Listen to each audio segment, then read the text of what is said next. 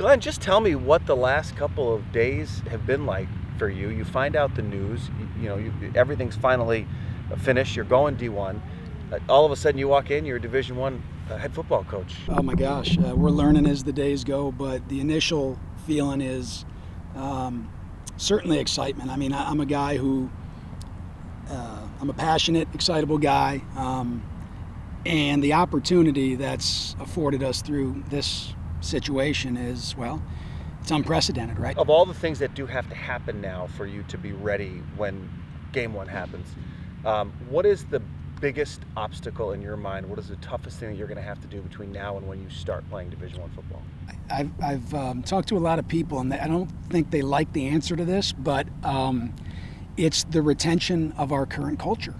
And it's not so much what we have to go do or get different, that there will come a time where we have a lot of different things that we need to do. But our focus is still on recruiting a young man who understands what it's like to be able to balance the academics, the athletics, the social, to not feel like he has to marginalize or mitigate any one of those in order for the other two to be successful. Making sure that we keep that poised as a main pillar of us moving forward is going to be key. What have those kids said to you? I mean, what's been kind of the reaction from your players, this change? There are guys that are on our team that have been here 4 years, getting ready to go into their senior season, and they probably look at it differently than the way that a freshman would look at it. But all of that optimism, which is what it is, pure optimism, is always met with an opportunity to realize, you know what, we got to get to work today. And that's part of the culture, and they've all echoed that. Is coaching football at the Division I level, is the job different from what you currently do at the Division III level? When you walk out here and period one horn blows and you're coaching, that doesn't change. It doesn't matter where you are. And we've been blessed to be at a lot of different levels, a lot of different schools over the years. 25 years we've been doing this, whether we were at North Dakota State or Eau Claire or St. Thomas, coaching, that portion of it is coaching. A lot of the off the field stuff certainly will change.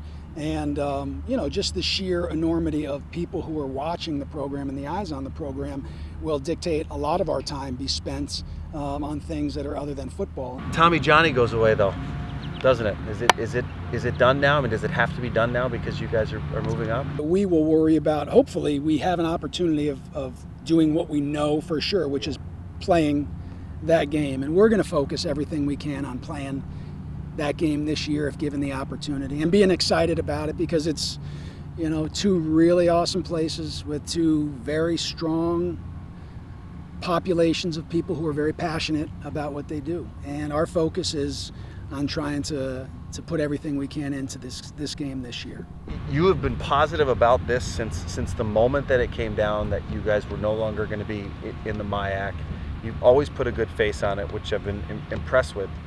There's got to be just a little part of you that's cheesed off, though, that they said, see you around. And granted, the change works well for you in the end, but all that had to go with it was because they essentially said, you are too good in the MIAC, go somewhere else. Well, that's not exactly the worst compliment anyone's ever gotten, right? Let's start with that. But at the end of the day, and I believe this to my core, till the day I die, I will believe that